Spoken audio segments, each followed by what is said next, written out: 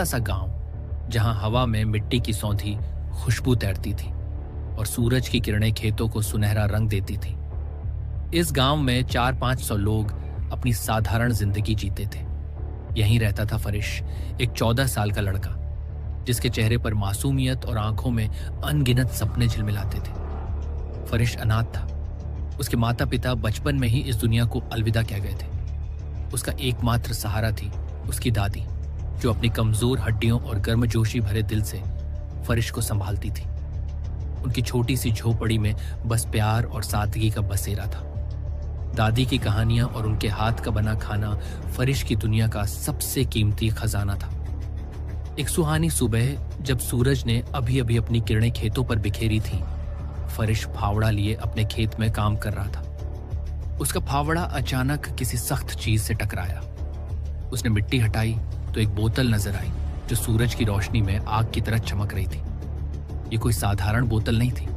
इसका रंग सुनहरा था, जिस पर जटिल नक्काशी उकेरी गई थी, मानो किसी प्राचीन कारीगर ने अपनी आत्मा इसमें उड़ेल दी हो।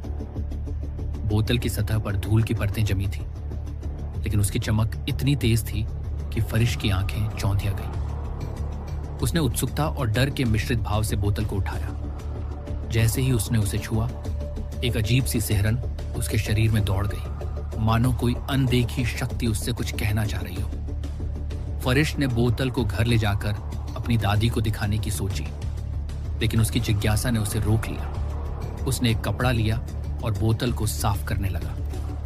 जैसे ही उसने बोतल को रगड़ा, एक धुंधला सा धुआं बाहर निकला। धुआं हवा में तैरता हुआ एक आकृति में बदल गया। ये एक लड़की थी जिसकी आंखें तारों की तरह चमक रही थी और चेहरा रहस्यमयी सौंदर्य से भरा था। उसने रेशमी लिबास पहना था जो प्राचीन काल की याद दिलाता था। फरिश डर के मारे चीख पड़ा और बोतल फेंककर भागने लगा, लेकिन उस आकृति ने हवा में उड़ते हुए उसे पकड़ लिया। उसकी आवाज मधुर थी, पर उसमें एक गहराई थी जो फरिश के दिल को छू गई। उसने बताया कि वह एक जिन्न थी और फरिश ने उसे बोतल से आजाद किया था। उसने कहा कि वह उसकी इच्छाएं पूरी कर सकती थी। फरिश को यकीन नहीं हुआ। उसका दिमाग डर और अविश्वास के भंवर में फंस गया। उसने सोचा कि यह कोई चुड़ैल होगी जो गांव की डरावनी कहानियों से निकलकर उसके पीछे पड़ गई थी। उसने कांपते हुए कहा कि अगर वह सचमुच इतनी शक्तिशाली है तो उसकी दादी को गायब करके दिखाए। जिन्न ने